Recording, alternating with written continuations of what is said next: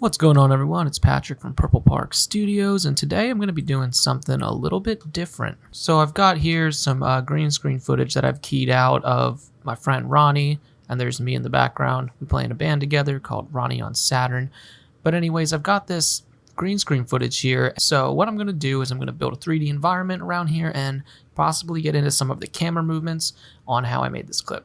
So I'm going to go make sure I'm at frame 1, and if you don't know how to bring green screen footage into Blender, I'll link a video that I made in the description that you can watch that will show you how you can bring green screen footage into Blender and set it up properly so that everything will work and look good. So go ahead and check out that video. Link in the description. So the first thing you're going to want to do is set your scene frames. Now, if I click on this footage here and I go to shading, I can see here that this green screen clip is 658 frames long, and then I'll also select the one of me just to be sure. That one's 763. So the one I care about is Ronnie because he's doing the singing. So if I go back to the layout, you can see I have it set to 658 frames. So that's all I'll need for this clip is 658 frames. So we're going to focus on designing the environment right now, and the first thing I like to do is you can see I have these characters placed or the actors I should say, I have them placed roughly where I want them. I can always move them around later just by grabbing them and hitting G and then the origin I'd like to move along, for example the X origin, or I could do G and Y to move them back along, and then or G and Z to have them levitate. So I think the first thing I want to do is I want to keep this simple. So I think I want to keep this pretty simple and modern, and we can see that we're both wearing black here, and he has some red in his shirt, and there's some red on this, so I think red or white could be a good color for the background. But the first thing I want to do is just kind of create some depth and some separation between us here. So I'm just going to hit Shift A, and I'm first just going to add in a cube. And I'll hit 1 for front mode, G, Z, and 1 to move that up. And then I'm going to hit Control A and apply all transforms. So then I can just scale it, and it'll scale it right along the origin point here. So I'm going to scale this down a bit. And then I'm going to hit G and X and move that over. G and Y, then G and X you can also hit 7 on the numpad for top view, which makes it a little difficult because then you can't really see them. So maybe 7 isn't the best method for this situation. So I'm just going to place this cube here, and I'm going to go to my modifiers, and I'm just going to add a bevel modifier and make this segment something like 2, and then I'll just shade that auto smooth. And if you still get this weird shading, you can just go to add modifier, and you can add a weighted normal, and that should fix it and make things look a lot better on the cube. So I want to make this a little smaller, hit S and Z, and just maybe scale this up, something like this. And then what I want to do is just hit Shift D, G, and Y, and maybe make a couple more of these, and just move them along the Z and the Y axis.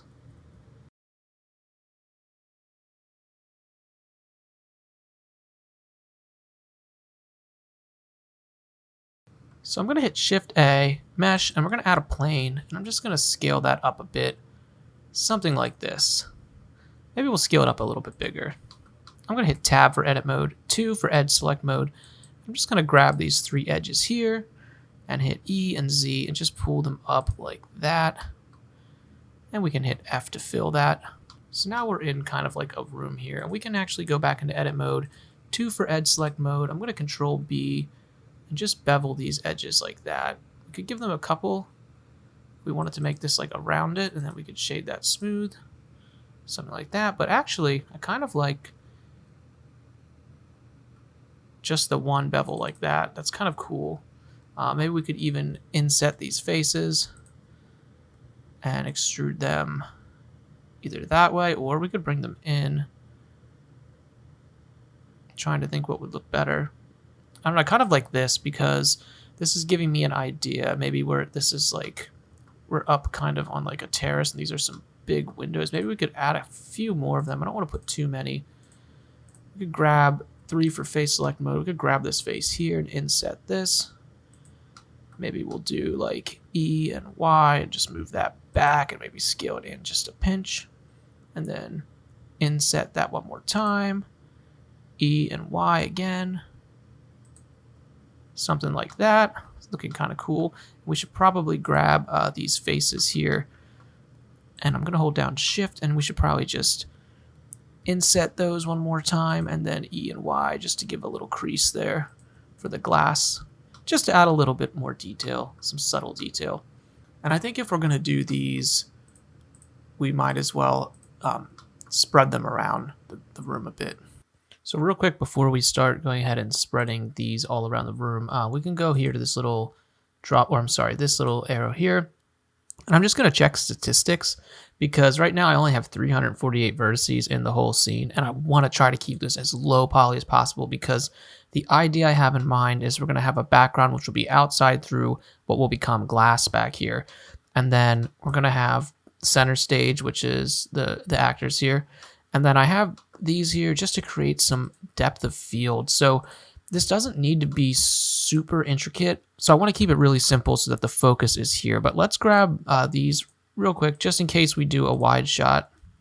And for right now, we'll just hit Shift D, G and X like that. Maybe G and Y move back a little bit. And then I'll just hit Alt D, G and X one more time. And we can RZ 180 just to flip that around for some variation. And maybe GX and GY, move this back a bit, something like that. So we'll just grab a couple of these and just kind of maybe give them some random rotation. And just for good measure, I'm just going to grab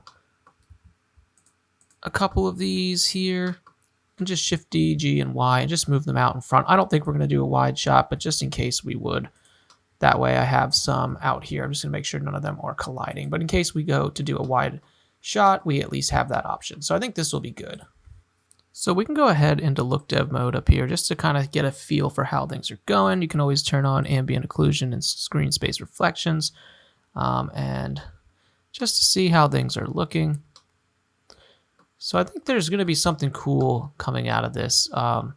Definitely with the camera moves, I have some cool ideas in mind. Let's go ahead and add just a basic. I actually kind of really like this white. I do want to work on it a bit more, but let's go ahead and maybe work on some of the material here.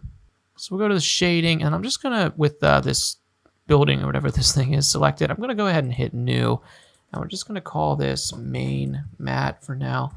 And I want to go ahead and tap into edit mode, and it looks like these two faces are already selected here. I'm gonna hold down Shift and select this third face, and we're gonna go over here to materials, and I'm gonna hit the plus icon and hit new, and then we're going to rename this glass, and then I'm going to go ahead and hit assign, and you'll see nothing's changed, and that's because we need to change this from principal BSDF over to glass.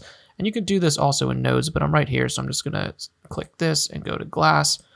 And if we actually look at the nodes here, we'll see that it's changed this for us to a glass. So tapping out of edit mode, I'm just going to take the roughness down to something like 0.1, and we'll probably want to get an environment, so we might want to go to rendered mode here.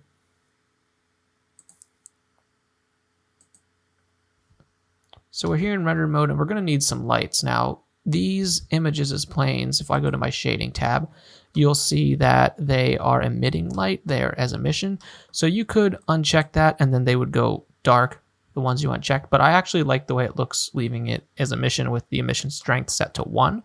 So I'm just going to leave it like that. And I'm going to go ahead and navigate into my computer and add in an HDRI. So I've got this HDRI of a sky here. I'm not sure that this is going to be the one, but let's go ahead and change it from object to world, because a lot of times I like to start with my HDRI. So I'm going to select it and hit Control T for Node Wrangler. And I just want to play with some of these nodes here, seeing if I can get something cool from this HDRI. Now something like that's looking kind of fresh to me. I like that. It has a cool look to it. It's almost like there's like a horizon in the background, or it's like looks kind of modern. And I really like the way this glass is. So we're going to work a little bit more on the glass and just texturing the room to make it interesting, but I'm kind of really liking this plain white, oddly enough. But I do want to give it a little bit of variation, maybe some imperfections, so we'll work on that texture next. So I'm going to change this back from world to object, and I'm going to hit file and save the project. So we'll go ahead and make sure you have the room selected here. And it's on glass right now. We want to change this over to main matte, and we're going to fix this glass material then, but I want to get the main matte down. So go ahead and hit main matte. I'm going to turn the roughness to like 0.34 just to get some reflections going on there. And we can try turning the metallic all the way up just to see. I don't know, that might be too much. Maybe we can use an image texture or something, or some kind of texture later, just so it's not metallic everywhere. So I'll Control Z that for now, but I think it definitely should have some metallic in there. After seeing that up like that, it looks pretty sweet. Maybe just not the whole room. So I'm going to go ahead and hit Shift A, and I'm going to grab an image texture, and you can use any image texture that you'd like. So I'll go ahead and navigate in my computer to where I have some textures saved. So I found this sci-fi texture, which I think looks pretty nice. It kind of makes the floor look like there's something happening. I mean, we're not really going to be seeing the floor, but I think having it in there just adds a little bit of something. So there's a couple things we can do to get this texture looking a bit better. First of all, I'm just going to take the color, plug that right into the metallic. Shift A will add a color ramp. I'm going to drop that right between the metallic and the color.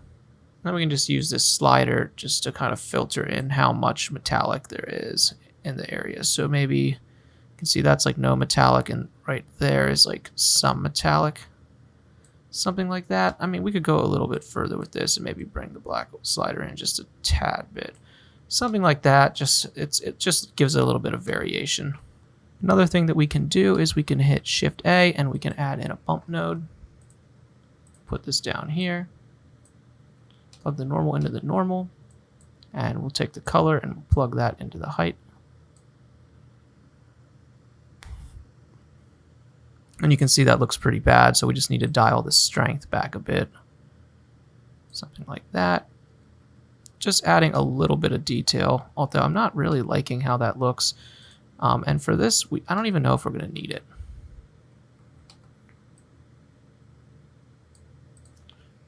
I'll leave the strength on like 0.1. So now we've got this modern type of room. I do want to do something with these and fix these. And even this room texture, I mean, it's kind of a little much for me. I really want to keep this as simple as possible.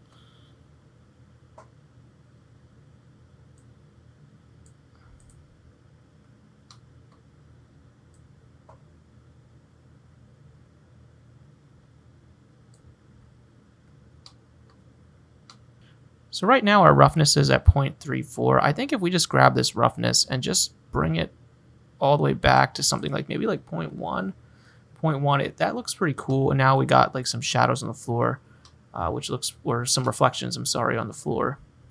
And that's looking pretty sweet. Kind of looks like it's like really shiny and maybe a little wet in here. Which I wonder, out of curiosity, if we grab this top face and just hit X and delete it, it's like much more open. That might make more sense. But I do kind of like it I'm just kind of experimenting here at this point. Maybe we'll leave the roof on for now. I kind of like the roof. It looks cool. So we have to do something for all these little white pillars. So I'm going to go ahead and I'll jump into shading over here again. And I'm going to hit new for this pillar. And we're going to just rename this to pillar, if you even really want to call it a pillar. And we'll set the roughness to like 0.34, something like that, and maybe turn up the metallic all the way on these. Yeah, turning up the metallic all the way on these could be kind of cool. And I wonder if we could just bring that base color down. Nah, we'll keep it the way it was. And I think what would be neat is if we just add, well, you know, I want to say add a texture on here just for some variation, but in all honesty, I don't know if it's worth slowing down the render time because these are not really going to be seen. So what we can do is I'm going to go ahead and select this one, and then I'm going to hold down Shift, and I'm just going to select all of the other objects here. So we can just apply this material to all of these and see how it's looking. And that way, if we decide to change it, they will all change at the same time. So we can get a better idea of how things are going to be looking.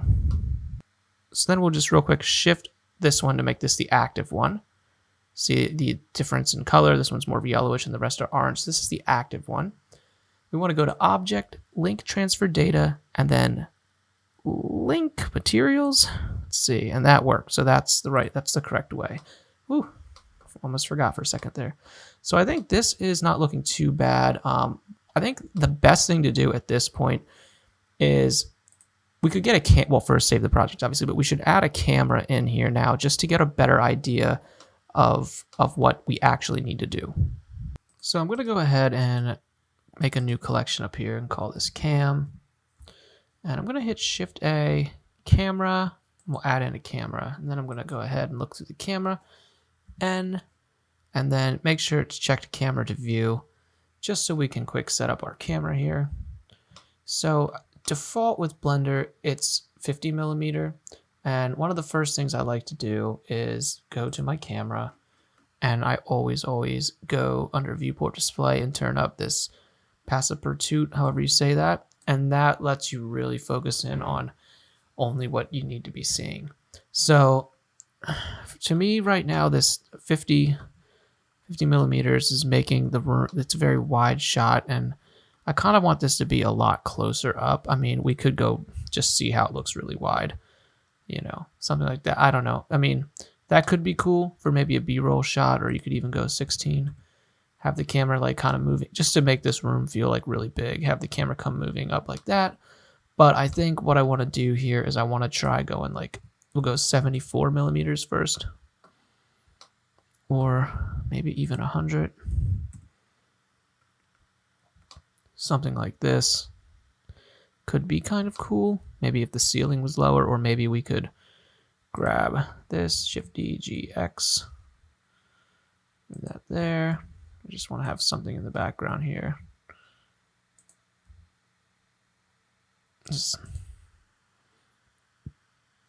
And then if we go ahead and just to check, because we got to keep in mind, it's easy to get distracted by being like, oh, these cubes look like shit.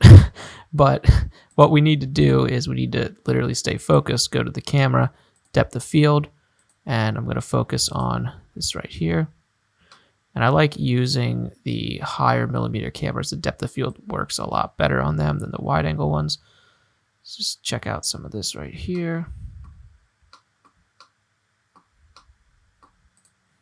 It's all about experimenting, and I'm just, you know, kind of seeing how this is going to look. Like that kind of looks neat. Just kind of getting an idea for really what I want to do. I think one thing I want to do is kind of want to move Ronnie, or maybe I could just move some of these cubes. Like maybe if I grab this, just want to have a little more like depth in front of him. Maybe grab these two, G and Y, move them way up, just so when I have the camera up here on him, get some more, yeah, something like that, just to create a little more separation. I want this to feel connected, but yet separated. So something like that's actually not looking too bad at the moment. We need to, there's a lot of, he's getting a little washed out with the lighting. We can always go scrub through the timeline here. Maybe go to like a different frame. Yeah, so this to me is looking pretty cool. That's looking pretty cool. I like this. This is neat. I like the 100 millimeters. It feels very personal. And then we can also do the reverse if we go to the camera for, well, I'll probably add a second camera in, maybe not. Let's see if I select myself here just to see. Yeah, something like that could be cool. I almost want to move these a bit closer together just so when we do these shots, it really feels like you can get both of us in the frame. I think that's important. Let me just double back here and check, test on Ronnie. Yeah, I like that. I like that a lot. That's cool. He could maybe come just over just a bit. But yeah, something like that's pretty neat. That's looking pretty good to me. Yeah, I like that a lot. So I think now we're ready to do some of the camera movements. So I'm going to just, for now, I'm going to go ahead and call this camera Ronnie. And we're going to focus on just him. And then what I usually do is I'll make a separate camera and call that camera Pat. And then I'll have a camera that's just for me. And then I'll maybe do a third camera That's just for like wide angle shots or like B-roll shots. So right now let's focus on camera Ronnie. So this is camera Ronnie right here. So the first thing we want to do is make sure that the depth of field is on him, and we'll set it to 2.8, which is the default, because then if we zoom in, that might be too much. So at 100 millimeters, we'll do something like that. Maybe we'll keep it at like 7.4.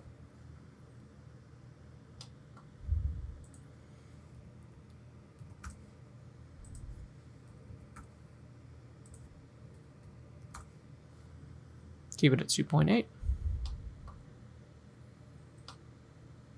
So right here is right at the center of the shot. That looks pretty cool.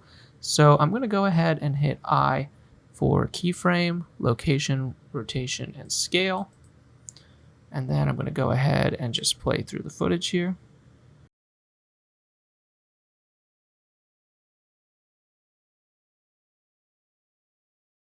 So right here at 112, I'm going to hit G and X and just move the camera over a bit like this. And I'm also going to hit G and Y and bring the camera in a bit. G and X, just move it over this way a bit. And also G and Z, just move that up a hair, or just a hair. I'm also going to select Ronnie, and I'm just going to move the camera slightly like this. And then I'm going to hit I. Well, first I'll select my camera again. I, inset, location, rotation, and scale.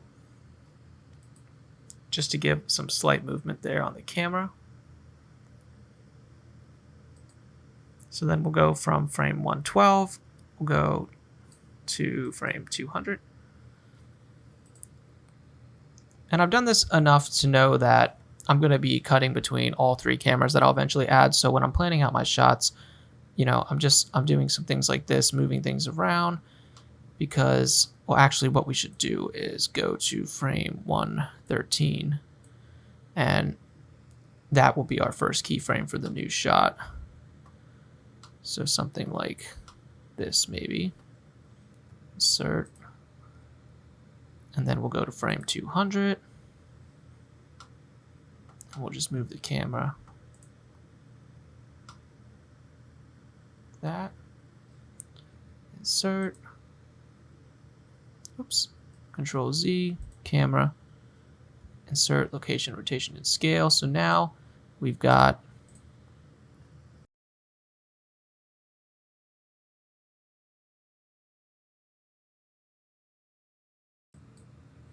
and even though these are all straight on, I'm going to be again using camera B or camera C to cut to a different part so that the shots of Ronnie are always straight on and forward, but I'll break that up with using a clip from camera B or C. So I'm going to go ahead and map out the rest of my camera moves, and I'll pause the tutorial for this. So guys, I hope that you found this video helpful. I know this wasn't the most intricate environment design I've done, but I think that this video was important, and I think that I just wanted to share it, and hopefully that you can take something away from it. So I appreciate everyone who's been watching and supporting the channel. Thanks for watching, guys. Don't forget to hit that subscribe button. Leave a comment if you feel like, you know, there's something you want to share or contribute, and I hope to see you guys in the next video. Thanks for watching.